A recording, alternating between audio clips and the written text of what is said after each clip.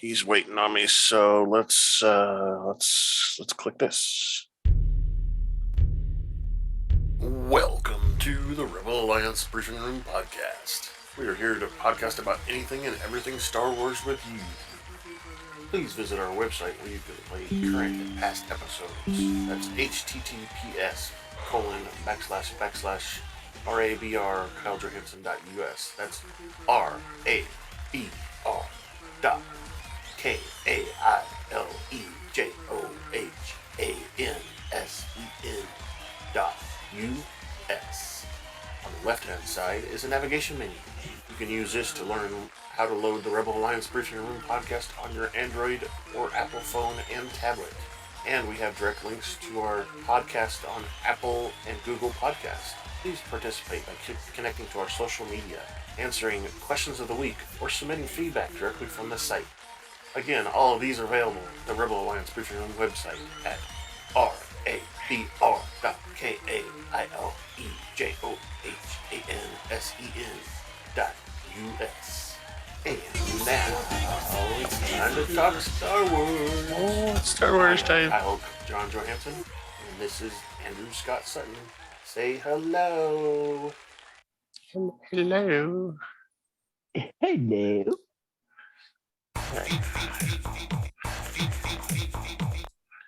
Yeah, we need some feedback from people. All right, so today we're reviewing the Bad Batch episode 10, which is called Common Ground, and episode 11, it's Devil's something. What is it? Devil's Deal. That's it. All right, so we're reviewing those today. We'll go through some Star Wars news also and do some discussion and talk about the questions of the week also. So let's just get started with the news, huh? It's time for the news. All right, so the first one I've got is the one I sent you early on in the week about this Troy Kotsur. He's the one who he's the one who invented the Tusken sign language. He just won an Oscar for that. Exactly. He's actually deaf, so he uses sign language all the time. So he basically, like I said, he invented the sign language that we saw in the Book of Boba Fett. I think actually he had something to do with some of the other movies too, but we don't see him in most of those. And so he won this Oscar for a different role, different thing. It was Stuart Williams. Macklin was in it. It was a movie. Coda. That was it. It was Coda's that he won the Oscar for Best Supporting Actor Oscar. I just wanted to kind of celebrate that, kind of get people's minds away from some face slapping thing that happened. We're going to talk about that. Focus on Star Wars. So that was brought to us by StarWarsNews.net or .net.com. Weird kind of name. The next news thing we've got is I included this because I thought it was funny, but it's actually something that happens in the Legends materials and stuff. It's about Disney announced that they're going to do a show about Luke Skywalker's hand that got cut off. And there's very little details in here, but it talks about, and this, I wanted to preface everything we're talking about is not anything to do with April Fools. These are all supposedly real. So it says that. So hold on. Didn't Luke Skywalker's hand fall down the shaft? It did, and so did his lightsaber, because he was holding on to the lightsaber that the hand got cut off. So, what the Legends rumor is it tumbled down the sewers, like you said, at the Cloud City, with Lando Calrissian's place. Tumbled down the shaft, but it was recovered by somebody and then sold, of course. And apparently the emperor is the one who was behind the purchase of it. And the Palpatine. idea in the legends is that we know that before the New Hope movie, which is the first one that came out, there was these Clone Wars, right? And we've watched all the movies and the animated series and stuff. And these clones came from those Camoans, and they, once the Empire and the Sith came back out into the public, they took over the cloning operations and actually forced the Camoans to do work for them. One of the legends rumors is that Admiral Thrawn was part of the group that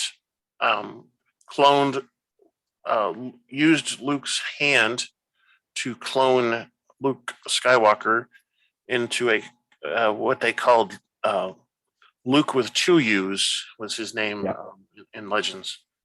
I thought it was 2 L's. No, it's two U's. It might have it's two U's, yeah. Okay. So that's maybe what it's going to be about. We don't really know. That's kind of only crazy. thing we can go off of is what material we have. Yeah, I think I read that whole article and it was like, huh? Yeah, and I sent you a link to something in the Wikipedia too about it. Yeah. Where they talked about his hand being cloned and stuff. There's very little details in the article because they just, they don't want to tell the ideas or anything. But apparently they've talked to Mark Hamill to do some capture scenes and stuff like that and whatever. Obviously they need his permission and stuff. Yeah. Yeah, it's my hand, damn it. My hand. My lightsaber. And it's apparently going to be some sort of series, costing all kinds of money to film every episode. And like I said, this thing came out a week or so before April Fool's, so I don't think it's a joke or anything. It could be, but like I said, we do know that in Legends this is actually something that happened. So that's kind of what makes it credible. The next, and that one was brought to us from hard-drive.net. The next news article I found is something that everybody has probably heard about already, but we're going to talk about it anyway, where the Obi-Wan Kenobi premiere date was pushed back 2 days to the 27th of May, and they're going to bring us 2 episodes on that day. So we're going to get the first 2 episodes of the show, meaning there'll only be 4 or 5 episodes after that left. It's a very short run show, so there's not going to be a lot. And here's let me play this video so you can hear the audio of about the announcement here. Hello, Star Wars fans. Thank you for all your incredible support and response to Obi-Wan Kenobi. I have some important news. Our premiere date is moving just a couple of days from Wednesday to Friday, May the 27th. But here's the exciting part. The first 2 episodes will premiere together.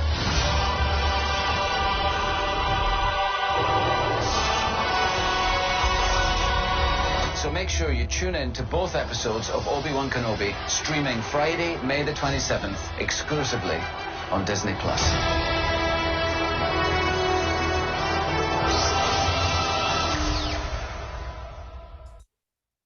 Is that from Obi-Wan himself?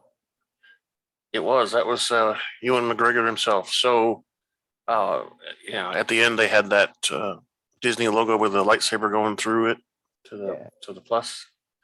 Anyway, yeah. So that video I confirmed was on Disney Plus's Twitter. It was on Ewan McGregor's Twitter. Actually, he released it first, and then Disney put it on their site, and it's on Disney's website. So, and it's posted on the official Star Wars. No, well, Sort of. So some of the reasons were that they want to compete with other releases that are coming out that weekend. So that 27th puts it on a weekend. And Stranger Things is coming out on Peacock. What is it? It says it in here somewhere. Maybe it doesn't, but there's like 3 or 4 shows on different places. Like Netflix has got something coming out that they made too. And I'm sure it's like Yellowstone or something, some shit like yeah. I don't think there's gonna be Yellowstone yet. Yeah, Stranger Things. What else? That's all it shows, but it talks. I don't know if we've ever mentioned it on here, but Deborah Cho is the one that's the head director for the Obi-Wan Kenobi show. Yeah.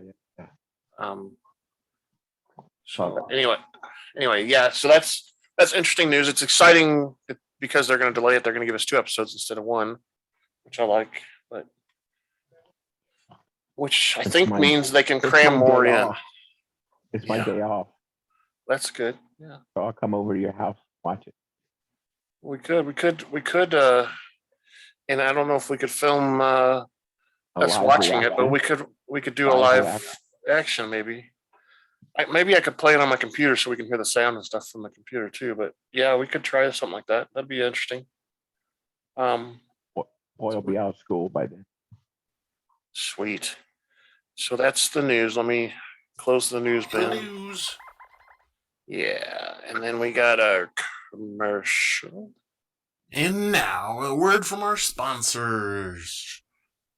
Does your bald head take a beating from shaving, the sun, and all other things Mother Nature throws your way? Do ladies look at your dry, sunburnt head and cringe? Well, guys, there's a new product out there in the head care market that promises to rock your head. I mean dome. Looks soft, clean, and touchable, and it's trending #1 through social media and on YouTube. Introducing Dome Armor.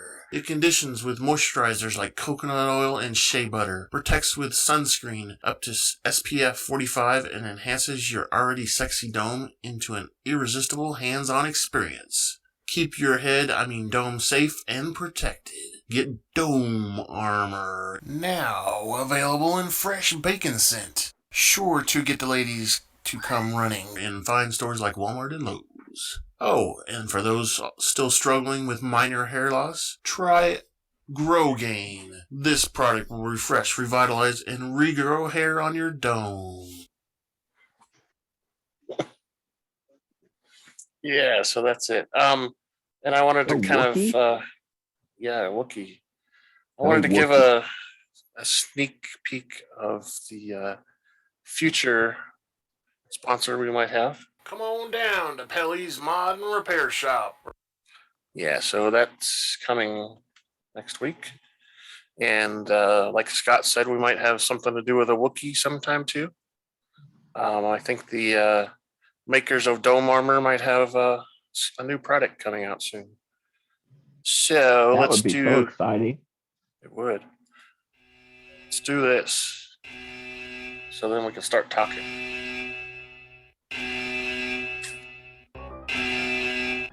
Spoiler alert. Danger. You're about to be spoiled. This is your spoiler alert. We're about to talk candidly and explicitly about some TV shows or movies. If you have not watched them, please fast forward to the appropriate section. You will not be warned again because you will be spoiled. Spoiled. All right. Yep.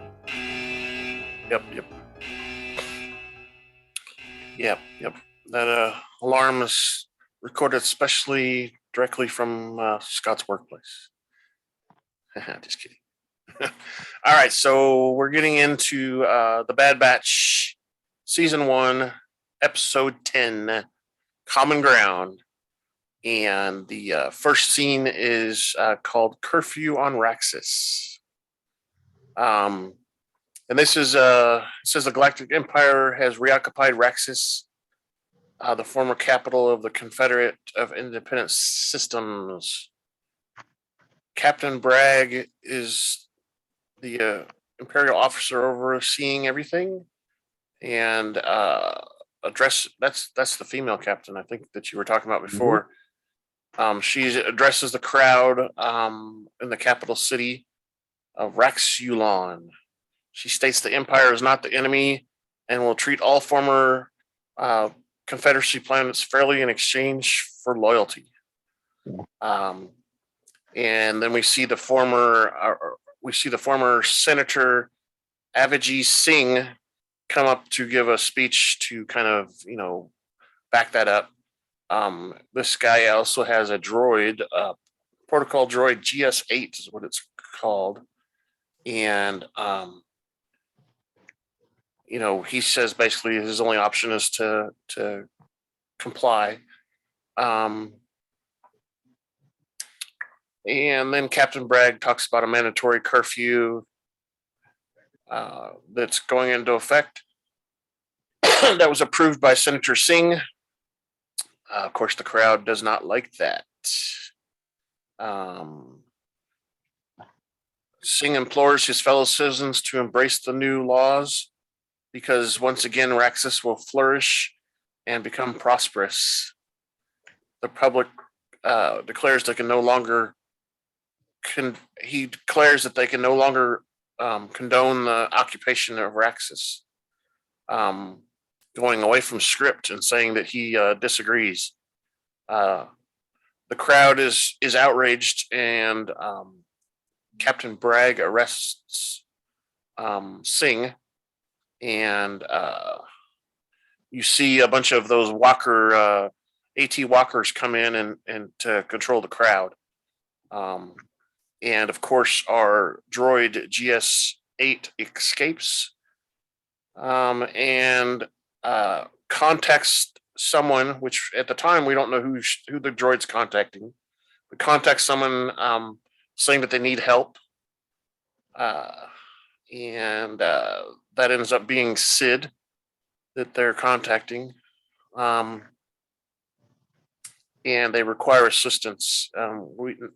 We then flash to Ord Mantle at where Omega and Wrecker are enjoying some mantle mix, just like Scott was just a minute ago. A little mantle mix. Yeah. Okay. And they ask about their next mission. And Tech reminds them that they're being tailed by 2 different bounty hunters, and they need to keep a low profile. Hunter agrees to that and kind of says, they need to stick low and not do very much. And then they walk into the Sid's parlor or bar, whatever you want to call it. And that's when Sid assigns them the mission to extract Singh from Raxus. Hunter objects to the assignment because he doesn't want to work for separatists. He's against separatists. But Sid reminds him about the debt they need to pay, even for the mantle mix that Wrecker was eating. And Hunter doesn't want to take Omega. He says it's too dangerous, and she must stay behind. And this is where Sid offers to take care of Omega while the Bad Batch are gone. So Hunter reluctantly agrees to leave Omega with Sid. He doesn't really trust Sid, but we get Omega arguing a little bit, saying she's part of the squad and she needs to come along. But he says that Sid's going to take care of her and to stick close to Sid.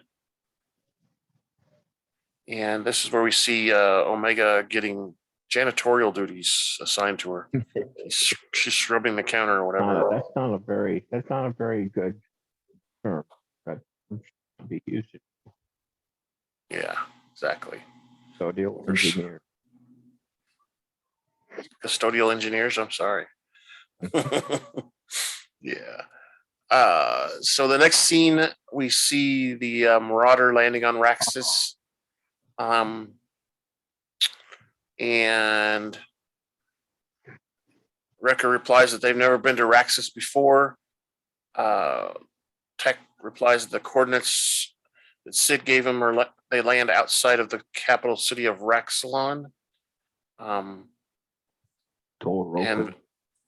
yeah, the door opens and Echo is kind of voicing his he doesn't like the idea about helping separatists either, which this senator is. And the droid pops out. Yeah, the droid pops out from behind a tree or something like that, doesn't it? Yeah, Yeah, We've they're never worked flying. for a droid. Yep, that's true. After embarking, Tech says that their code worked and that the client being a separatist is irrelevant. Echo and Hunter disagree, but forget politics as they need the job and need the money. And like you said, GS8 pops out and tells them that its master, which we assume from the voice it's a female droid, which I don't know if you can consider droids male or female or not, but it says the master Singh was arrested for speaking out against the occupation. He says, I'm your employer. Yeah, I'm your employer. Where's our employer? I'm your employer.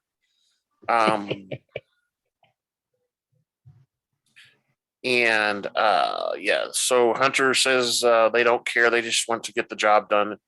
And GS8 leads the squad. And then we flash back to Ord Mantle where Sid is babysitting Omega. And this is the scene we see where Omega is cleaning the countertop and just kind of sitting there spacing off and not pouting. Yeah, pouting. That's a good description. And Sid asks what's wrong, and Omega is upset that she hasn't heard back from the Bad Batch crew, and she wonders if they're okay.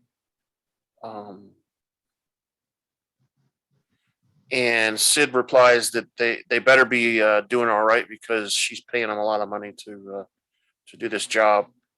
And we talk about this at the same time she kind of gives her a lecture.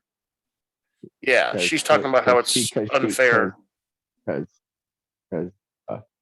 Omega goes, well, this isn't fair. It's not fair at Exactly. all. Sid goes, Exactly. oh, life's not fair, kid. Speak up. That's right. You're exactly right. Really? It's that time of day. Then we see the two guys who usually hang out, Bolo and Ketch. I'm talking at the table. Yeah. The freaky dude. Yeah. Omega tells Sid that she's not helpless. And Sid talks about how she made a promise to Hunter to keep an eye on her and ensure she's safe. All right. So then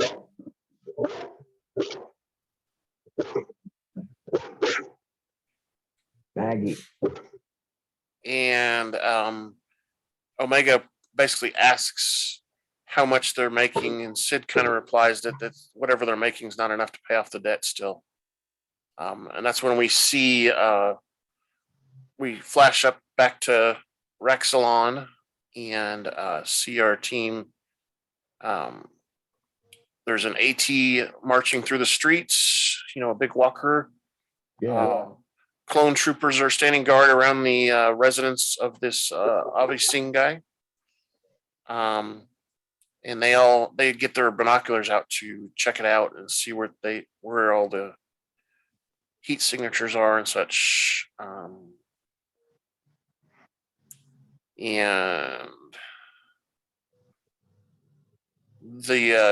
it looks like there's 4 and they're under subterranean level. GS8 they accuse GS8 of leading them into a trap because there's so many guards around and stuff. And then Hunter says that they need to take out the surveillance system. Hunter sends GS8 out as a distraction so they can capture the clone troopers they're guarding.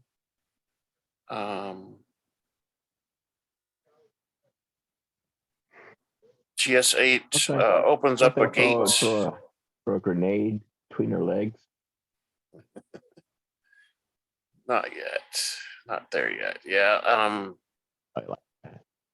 They do that to get rid of some of the guards, I think, here during this scene, it looks like. And it looks like GS8 opens up a grill grate door and the clones enter the compound. Because, of course, the droid's got a key. Hunter sends Wrecker and Echo off to search and clear the upper levels while Tech and him clear the main floor. Hunter tells the GS8 droid to follow him. Here's where they stun the troopers and stuff with little bomb things and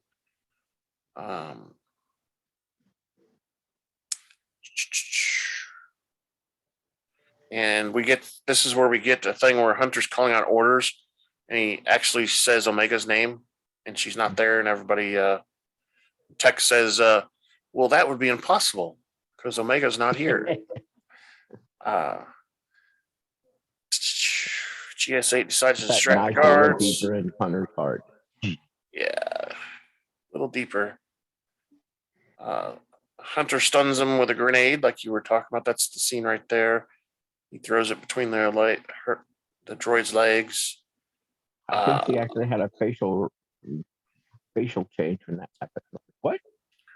Well, that's when the explosion causes enough commotion that it knocks over that vase. Yeah. And the droid saves the vase, saying that it was a very, very rare, priceless relic or whatever. Of course, Hunter grumbles. He doesn't really care. Who cares about the stupid vase? And then we flash back to the bar on Ord Mantle. And Bolo and Ketch are playing a game of dejarik. Dejarik, which is some sort of strategy game, I guess. Yes. Yeah, it looks like chess, doesn't it? And I'm pretty sure it's not the same game. I could never win. You sure it's because I thought that was actually chess. Because it looked like little different pieces. But anyway, it could be. There was little animation stuff going on with the pieces and stuff. And this is where we get Omega giving Sid advice. And for some reason, every time Omega gives advice, Sid wins that move or whatever. And so on and so on. And she finally gets Sid wins a game. And this is when Sid asks what they should do next to keep Omega occupied, I guess. And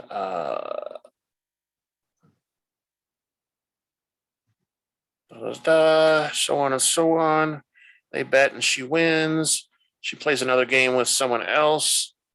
And this is where they strike a deal that Omega is going to play some tournament games to make some money. And Sid first offers to give her 30% of the winnings. Exactly. Sid offers 30% of the hand, but Omega proposes 60%.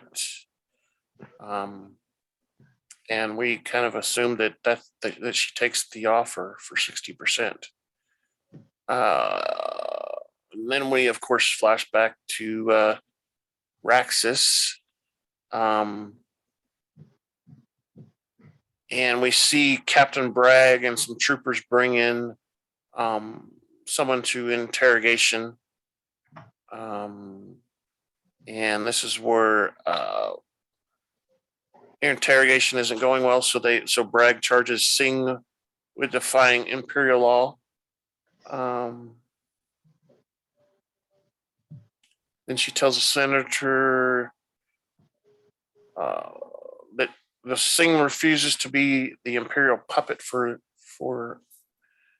his city, and he's not going to be loyal to the Empire.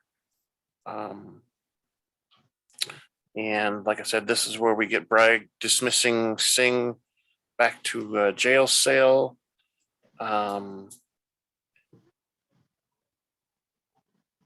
There we see a smoke grenade fly in the room, and the soldiers are stunned. And then Hunter and Tech enter the room with GS8, who tells her master, Singh, that she has followed the orders to the letter that Singh gave him. Singh is grateful, and then this is where we see GS8 say that he or she saved his most valued prized vase. Yeah. And then, of course, Hunter asks how they can get out. Through the catacombs. But Yeah, no, that's- but they went to the roof. I think they did that first. Tech warns them about the alert being triggered because of the, attacking the Imperial troopers and Bragg and all that. And we see Tech turn off the surveillance system and realizes their position's been compromised, so they need to move right away. This is where, like you said, they're on a balcony area, and they see another walker approach, and Hunter proposes they steal the walker and blow a hole in the wall so they can get out of the complex that they're in.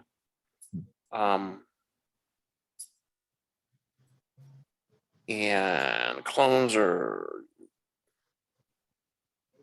jumping on the walker. This is our clones. Our clones jump on top of the walker with cables and stun the crew. Cable. Yeah, they slide down a cable, stun the crew, and throw a stun grenade inside. And then we see Wrecker and Echo with Singh and GS8. After they've taken over, they climb in the side hatch or whatever, and throw the crew out. And then we see a scene where Captain Bragg has realized that the Bad Batch team has a walker, and orders that all forces attack that particular walker. And so we see a bunch of them coming up behind him and chasing him through the city, and one of them they take a direct hit to an axle stabilizer is what they call it, and Tech says that he has to recalibrate the system manually to get it back online. So they end up having to have a little battle out there first.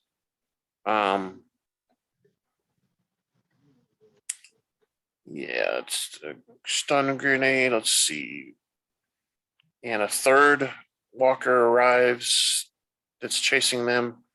And they're when they're ordered to surrender, we see GS8 come in with all the fighting that they're doing. He knocks out at least one person with a vase and breaks the vase into pieces. And that allows Tech and the crew to stun the rest of the attackers. He says, I really never liked that. Yes, the Singh says he really never liked that vase anyway. And just as they escape, all the attackers, the repairs are complete on the walker, and they begin to move again. And Singh gives them directions to go, and it's down an alleyway that is basically a One way in, no way out. one way in, one way out. So they're going to be trapped. And Singh says to trust him. They're all skeptical, but they do it anyway. They head down there, and Singh tells them to move into position near the wall and the walker sideways. turn it sideways. And he says something about, do they have bombs or something so they can blow a hole in the wall? Because there's a subterranean tunnel that's right there. So they open up the door and put the bombs up. Record goes, well, of course. Yeah, of course we do, yeah. They put the bombs up there and then close the door back up to protect them from the blast. And then they all jump out of the walker and go underground. And this is the scene where we see all the other walkers that are chasing them come up behind them, and they just kind of blast that thing and blow it up to pieces. And they realize that, hey, there's nobody aboard. Because they didn't see the hole because Wrecker blew up that part so that the hole be covered with rubble. Yeah, exactly. And our crew escapes. Singh, GS8, and the Bad Batch find their way back to the Marauder in the forest. Before boarding, Singh asks GS8 what he's doing. He doesn't want to abandon his people. And GS8 convinces him that he will help them, but he can't help them in custody, Imperial custody. And this is where we hear Echo say that he agrees that he will live to fight another day. And they depart they all climb aboard the Marauder and fly into space off of Raxis. And this is where we come to back to Ord Mantell, and the Bad Batch is walking through the town into the area where the bar is at, where Sid's place is at, and they see a bunch of speeders and cars parked out there, whatever you want to call them, speeders and stuff. Packed out. Yeah, it's packed, and they go inside and they find several people are watching or cheering on a game, including Gotal, Bolo, Ketch, and others playing dejarik with Omega against a Pantaloran. This is one of the guys, remember, in Boba Fett, the guys who rode the bikes that destroyed that camp and stuff like that, rode on the walls of that one building. Yeah, it's one of those type of guys. The Pantaloran Canteen or Kintan Strider, and we see them play the game a little bit there, and we see how this guy knocks out one of Omega's players, but Omega comes back and takes the game with her move. The crowd cheers, and Omega spots the Bad Batch and runs over to Wrecker. And Wrecker asks, "Where did you learn to do that?" And Sid tells them that she's a natural strategist, which, that's another thing that we learn about her. She obviously has some of the stuff ingrained in her that the other clones have. And Hunter is upset because he's like, this is the opposite of keeping a low profile. But Sid tells him to cheer up, that Omega made enough money to help pay off the entire debt that they owed Sid. Didn't she even make them some money? Yes, she did. She made more money, and Sid gives him praise on getting Senator Singh, and she turns her focus to the senator. And Hunter asks Omega if she paid off the debt, and Omega says she wanted to be useful even though she couldn't go on the mission. And this is the scene where Hunter says if she's interested in putting her skills to the test, he proposes one more match, and if she wins, she doesn't have to sit out on any more missions. And Omega accepts the challenge, and we see the last scene where they're playing, and they fade to black. So no one knows. No one knows. Yeah, and that's actually my question. One of my questions of the week: did Omega beat Hunter at dejarik? I don't know. I mean, we kind of actually assume that going forward, because I think in every episode going forward, she's with the crew the whole time. I don't think there's a spot where she sits out at all. No, because they're done with Sid. Well, you think so? I don't think they go back. Doesn't the last? That's the next time they go back. That's the next time they go back. The other dude that was selling spice, the pikes in that office, or was that? Yeah. Yeah. I don't know. I think so. Spoiler alert for the next episode, but in the next episode, we actually see our crew delivering weapons, right? Yeah. And they said that they tell the guy if he needs more than they brought, that they can contact Sid to get more. Yeah. So I think they're still working for her, but they're doing it to keep busy more than likely, I bet. So they're doing it to make money. Make more money. You think so? But yeah, I think that probably Omega is probably good enough that she beat him in the game. We know that Hunter is usually the one that dictates how they do things, because he's that's one of his special talents is he can track, but he can also strategize better than the others. So with that, we are proud to welcome our latest sponsor, Juan's Cantina, where every first week of the month on the standard galactic calendar, we celebrate what the ancients call Cinco de Mayo. Come join us at Juan's for the food, mariachi music, and 34 flavors of margaritas.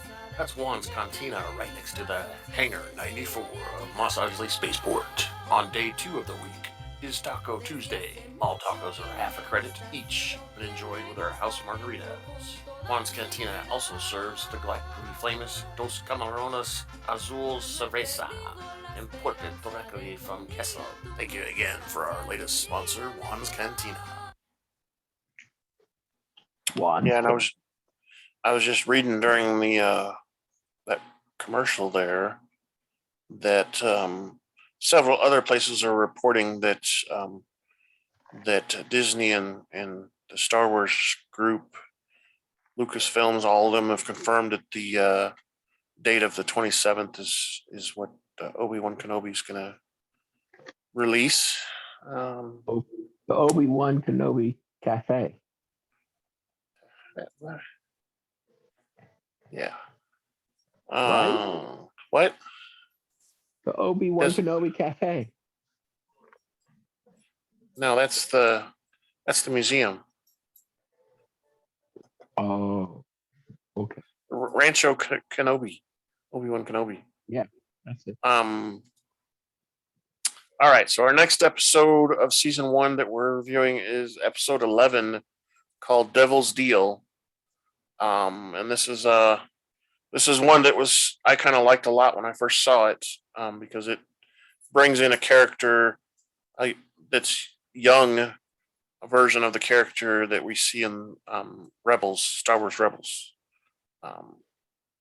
And so it starts off, the scene is peace on Ryloth. And we see in Lesu, which is the capital of Ryloth, crowds are awaiting, and we see Crosshair observing the crowd as a guard of some sort. There's freedom fighters arriving, and Crosshair reports this to Vice Admiral Rampart.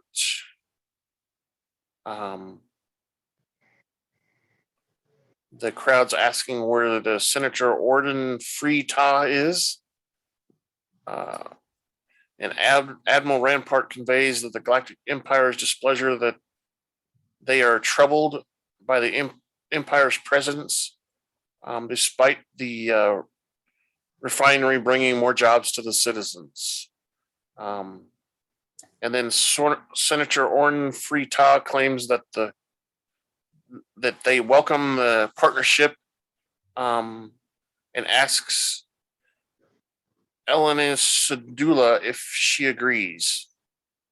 Eleni replies that she will support whatever helps Ryloth.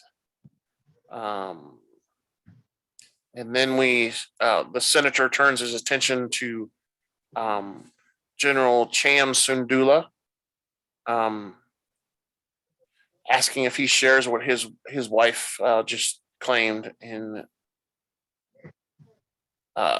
Cham says he just wants peace, so they don't have to fight anymore. And this is where Senator Ta says peace comes with prosperity and a new era for Ryloth. Yeah, I don't like that senator. I don't either. That's the big one. What is he, like blue or something? I can't remember what. Yeah, Green or blue or something. Big flabby one. And then we see clone Captain Hauser asking General Sundula if he's all right. And Cham says that he should be relieved that the war's over, but admits that the change isn't easy, and he hopes that the people will embrace peace. Captain Hauser reassures him that Ryloth is safe, and this is what he fought for. And then we see that senator you don't like addressing the crowd some more, saying that the new refinery will bring stability and growth to Ryloth again, and urges the citizens to step down from their military post and enjoy hard-fought freedom. And the crowd begins to grumble a little bit. And Ta explains that the Empire has offered the clone army to protect and defend them. And this is when someone in the crowd shouts that they want General Sindula to see him. And this is where he comes up and begins to address the crowd, saying that he understands their uneasiness, and they need to stand together to defend Ryloth. Something about the Clone Wars, and the Grand Army of the Republic came to their aid in their hour of need. We see Hauser move in to stand next to Cham, and he emphasizes that they fought for them, and he trusts the clones as he always has. He urges them to lay down their weapons and focus on the future of Ryloth. The crowd cheers and begins to disperse, and Senator Ta walks away. Admiral Rampart speaks with Laney and says that it's a shame that her daughter was not there to share in this.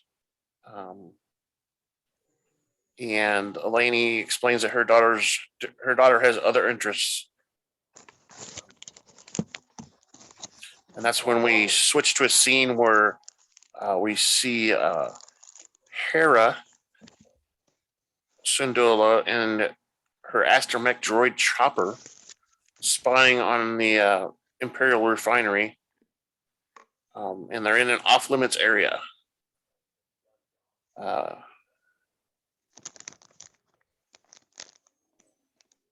And she says something about how her father sent her out there. And her uncle Gobi told her they have to stay and gather intelligence. She starts to watch the birds and daydream, lying on the ground. And then all of a sudden, two clone troopers promptly appear and basically arrest her. Yep.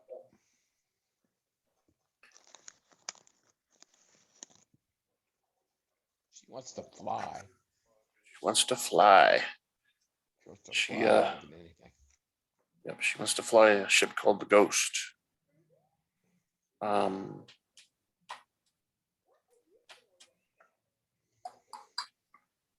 Looking at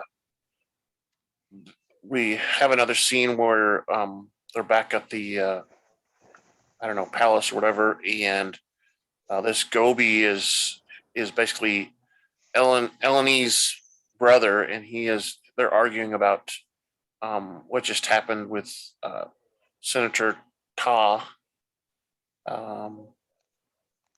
And Gobi disagrees that he doesn't want to turn over his weapons and be defenseless. And he has a contact that he's reached out to get more weapons. Who could that be? Who could that be? Who could that be? We'll find out soon, won't we? And that's when Captain Hauser comes in with Hera and Chopper and says that they were captured and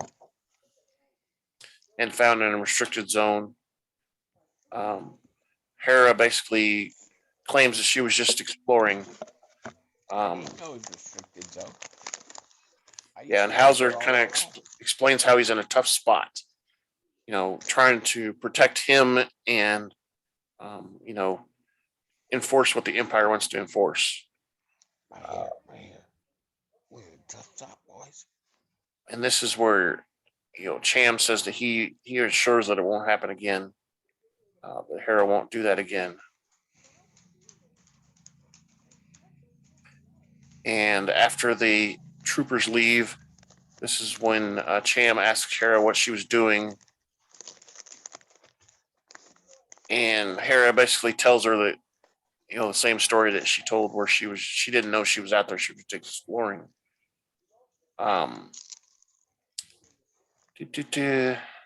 Gobi explains that he sent her. And he sends Eleni sends Hera and Chopper inside while Gobi and Cham talk. They're still doing a little bit of arguing and whatever. And this is where we get where Hera thinks things aren't fair too. She and Chopper did nothing wrong.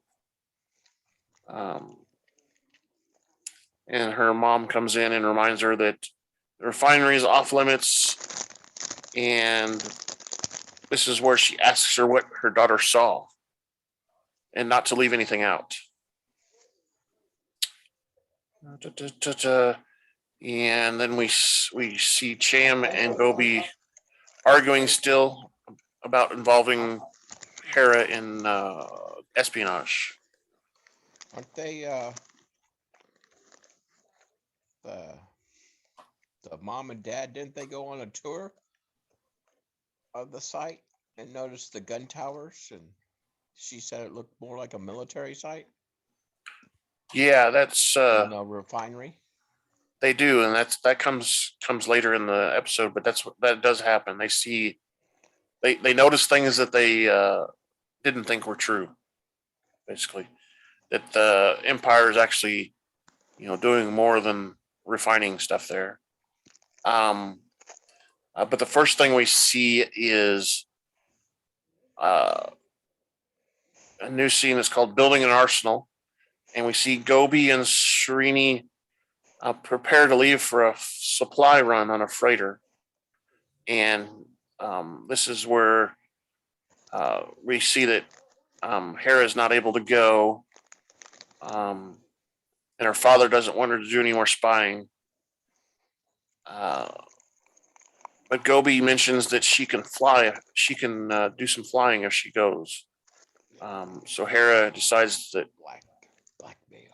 she's going to leave, and Chopper stays behind to cover.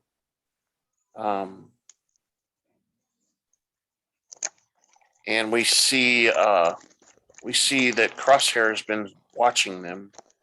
Yeah. And says that there's a homing beacon on their ship. So the ship that Gobi has got a thing on it.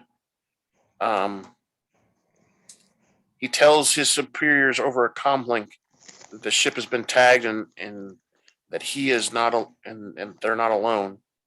And this is where we see Hera flying the ship into space, demonstrating her amazing flying skills already. Gobi's impressed. So Serene says they need to land on this moon over here.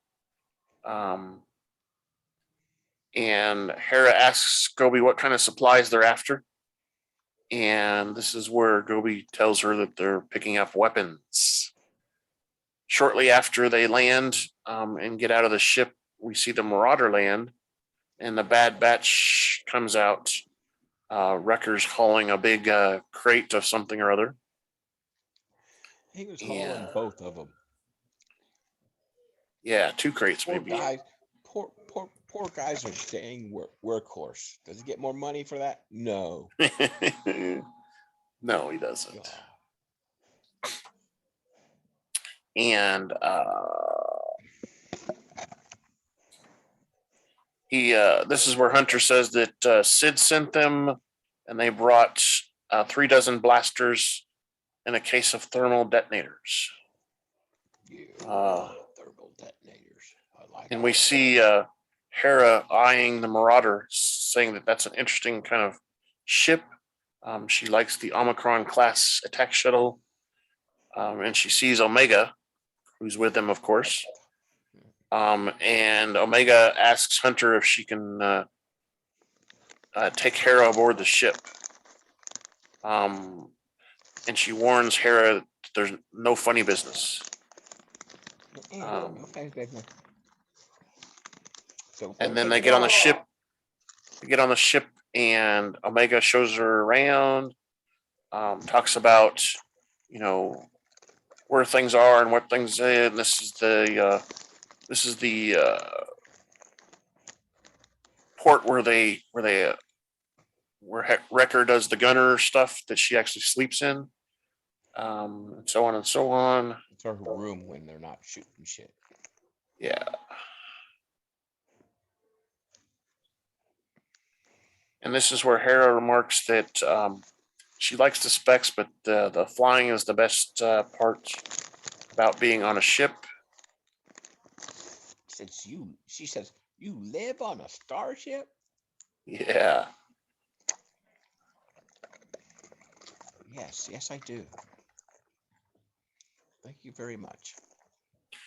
And we hear Hera also say that she one day hopes to be a pilot full time. Oh, she will. She will. Yeah, the gunner mount, like I said, doubles as her bedroom.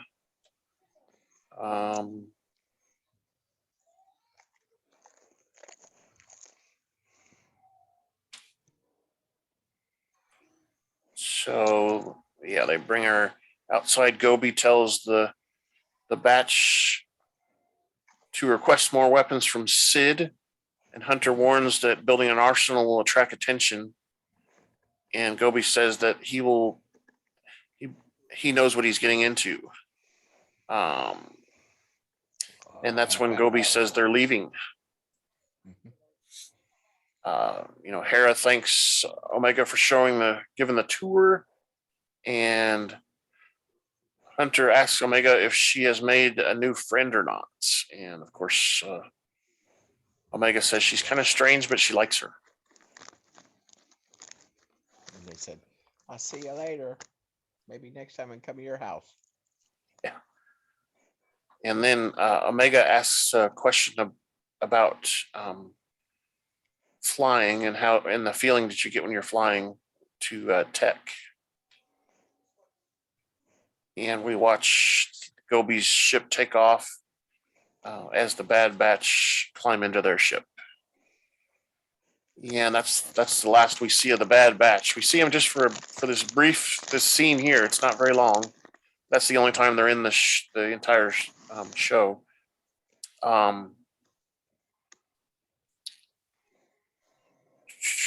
And we see Gobi's ship fly through a cannon, trying to be under the radar.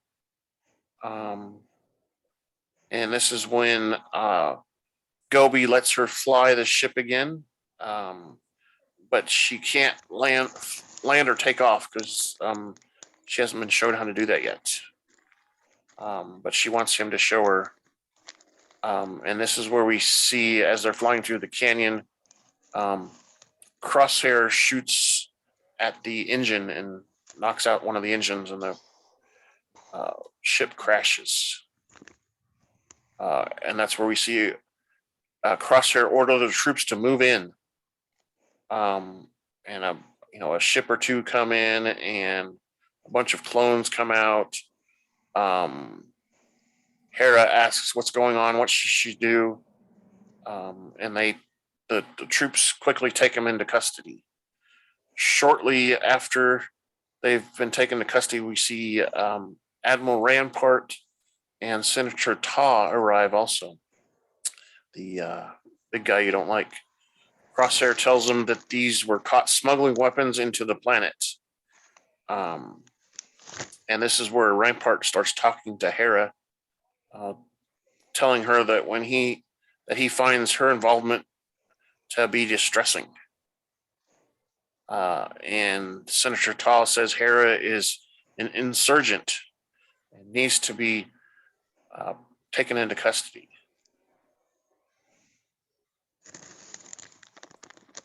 And Vice Admiral disagrees, and the public will not see it that way. He reminds Ta that Cham has influenced over people throughout Ryloth.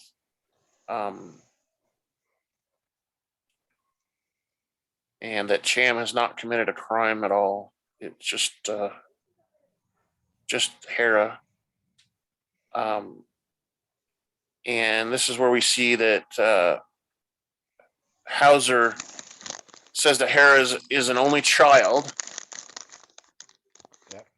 And this is where Senator Ta himself says that they need to take away the three, including Hera. And we see the other troopers comply. And Crosshair informs Rampart that three more insurgent ships are on their way in through the mountain ridge, and asks permission to deal with them. They're speakers, right? And this is where Rampart says no and says to allow those insurgents to report back. However, he tells Crosshair to get into position. And we see the insurgents they're talking about looking down with binoculars, and they report back to General Cham Syndulla. And then we see a scene back at the whatever palace or whatever it is where General is horrified, and Elena, his wife, says that she must speak to Senator Ta right away. And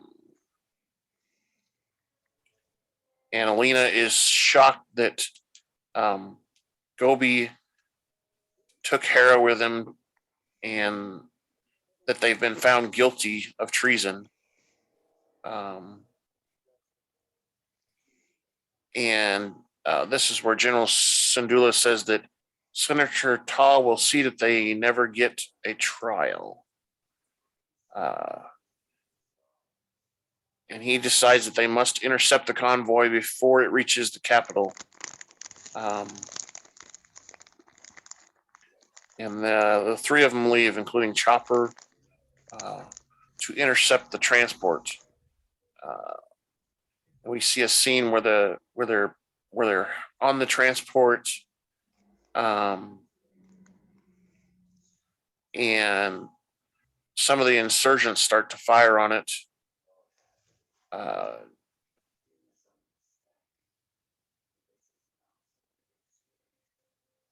And they start to attack. We see a couple of the insurgents on those blurgs, those weird rounded animals that we saw in the Mandalorian.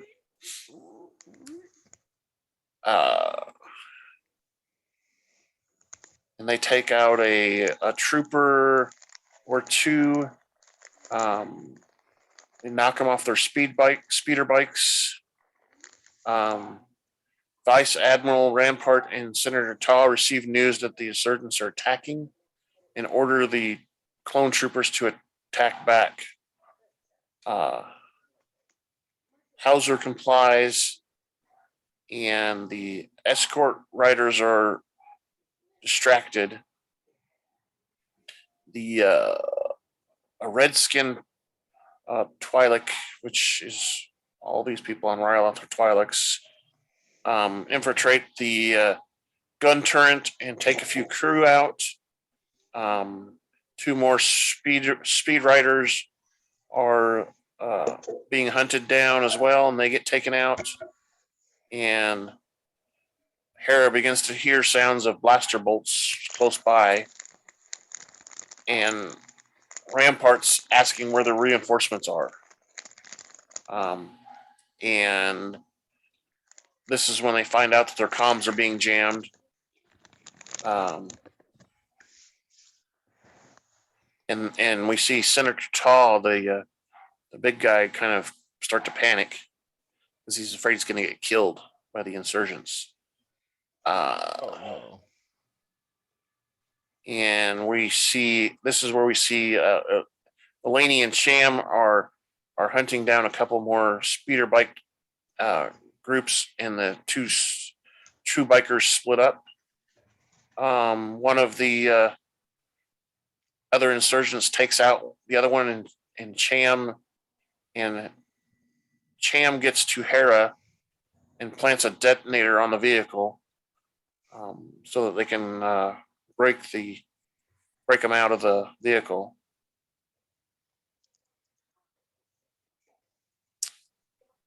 And Senator Ta orders the troopers to stand their ground. And this is where we see Vice Admiral Rampart contradict and tell Hauser to surrender. And Senator Ta is horrified, but Rampart says that he is keeping them alive. And then we see General Syndulla and Elaney enter. Hera is delighted to see her parents, of course. And they hold the Imperials and the senator at gunpoint.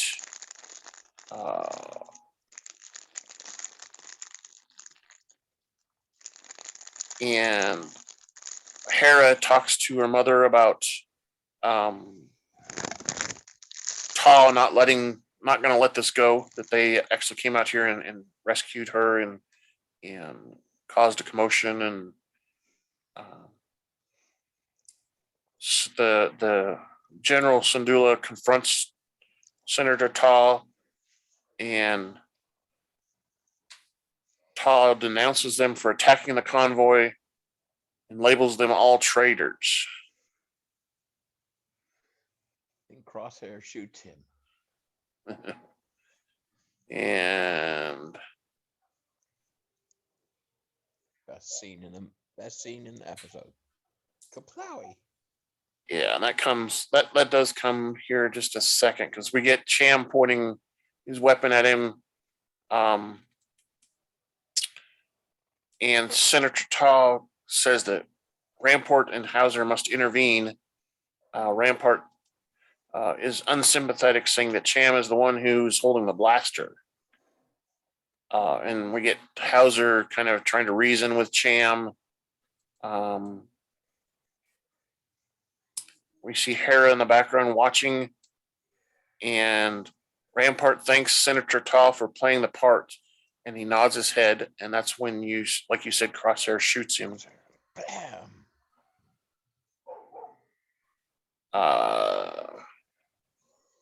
Shoots one, and then several of the reinforcements arrive, and Elaney, Hera's mother, tells Chopper to get Hera out of there. Hera and Chopper manage to escape, but Cham, Elaney, and a couple of the other insurgents are captured. Vice Admiral Rampart arrests Syndulla and his insurgents for attempting to assassinate Orn Free Ta, the senator, and they're handcuffed and taken off. Ta is wheeled on the stretcher. Apparently, Ta is not necessarily dead, but he's on a stretcher. Hauser talks to Rampart as Rampart orders him to assemble forces to find Hera. And we see several of the Imperial ships fly away, and Hera watches sadly with Chopper in their speeder as they're escaping away, and that's when we see the credits roll after that. What do you think about that? Come on down. Come on down. So my question of the week for that episode is, who is Hera gonna call to help out? She's kind of on her own now, right? She's gonna call Ghostbusters. She's on her own now, right? Because her mom and dad and Gobi and all those guys have all been captured now, and they're not going to stop because of Senator Tall, right? So who is she going to call? She's going to call the Bad Batch and her new friend, Omega. You think so? Is that what episode 12 is? I know so. You know so? You know so? So let's see. What's the... I know a lot about Omega. You do, huh? Yeah. A lot, huh? So our next two episodes are Rescue on Ryloth and Infested. That's episode 12 and 13. Yeah. Rescue on Ryloth. Obviously, that's going to rescue Hera, hopefully, and others. And then Infestation is related to it, I think, as well. I think they basically get the Imperials off there. They do some damage. Yeah, let me see here.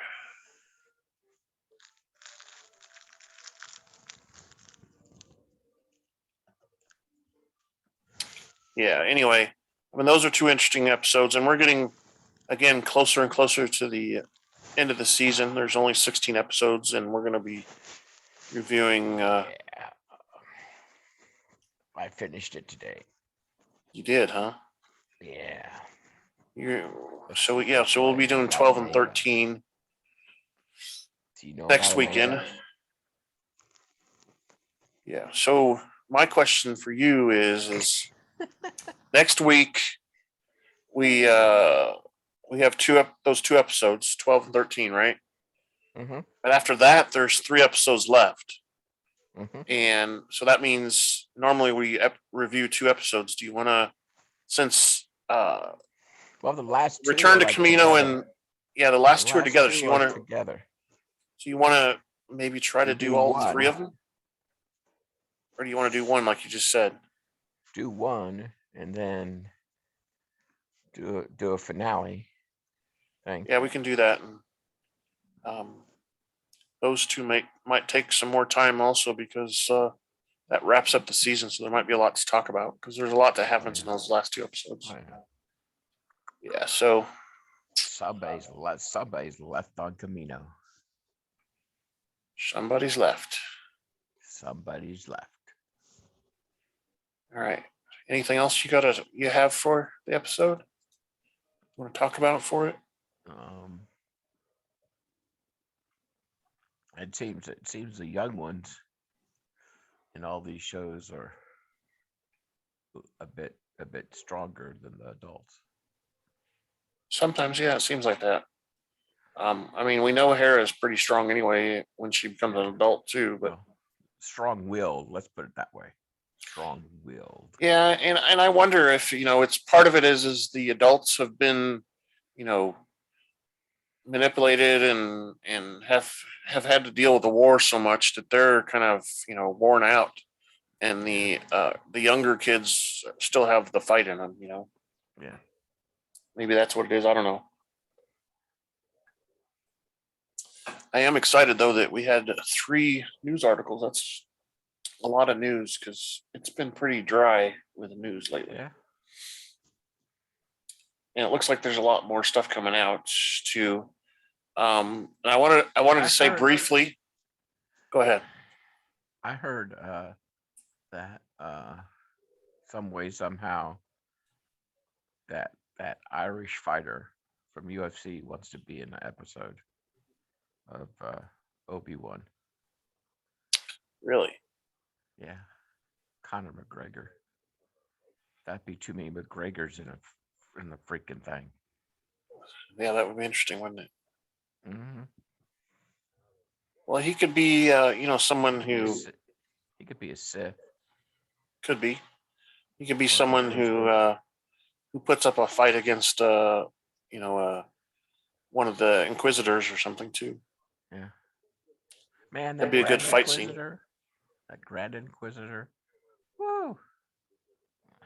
How's he do that lightsaber like that? That's freaking cool. Yeah.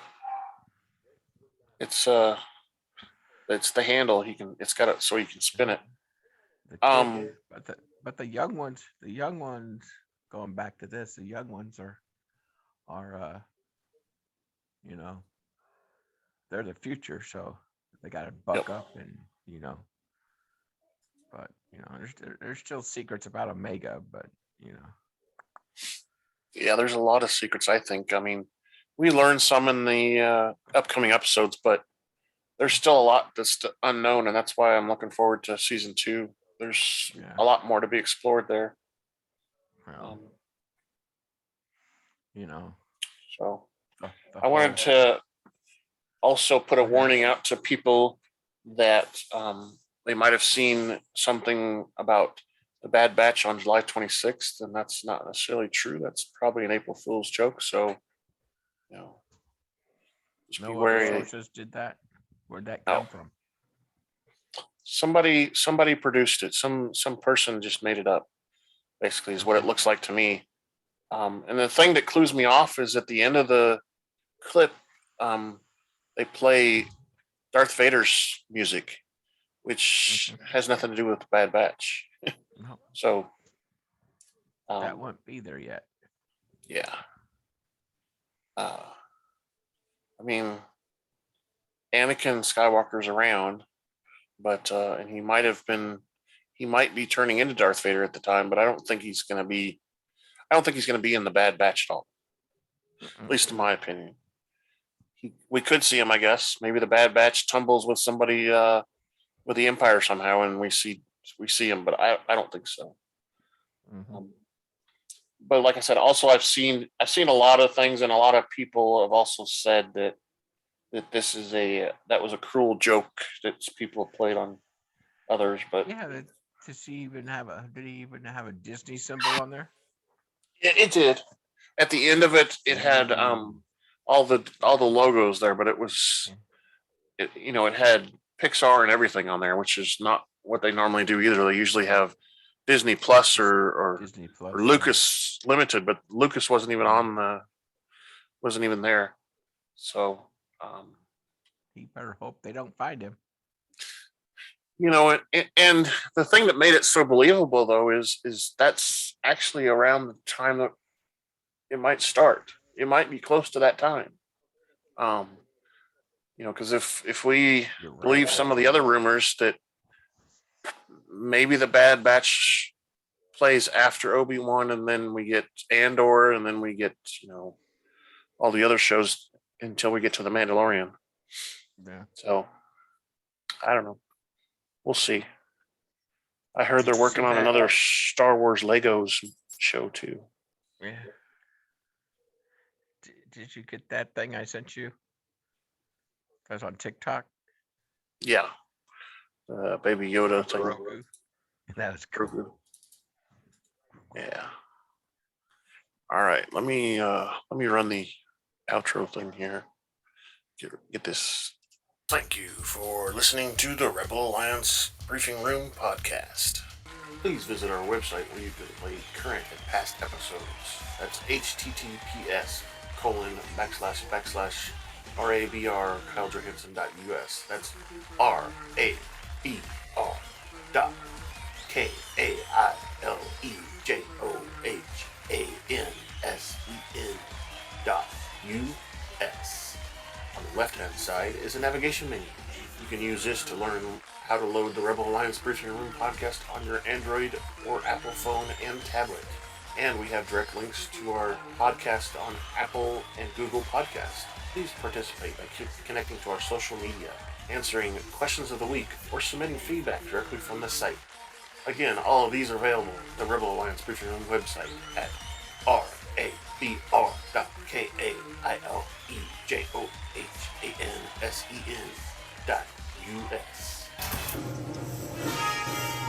This podcast in no way is approved, sponsored, or owned by Lucasfilms Ltd., Disney, Disney Plus, or any of its subsidiaries. All opinions are solely owned by Kyle and or Scott, and in no way express the views or opinions of their past or present employers. Views and opinions are not supported or restricted by Lucasfilms Ltd., Disney Plus, or any of its subsidiaries. Any rebroadcast, reproduction, or other use of this podcast and its affiliate sites without consent of Super Duper Podcast Network and its host is prohibited. Yeah. I am Kyle Johansson, and this is Andrew Scott Sutton. Say goodbye now. Bye-bye. Bye-bye. Bye now. Bye-bye. Bye-bye.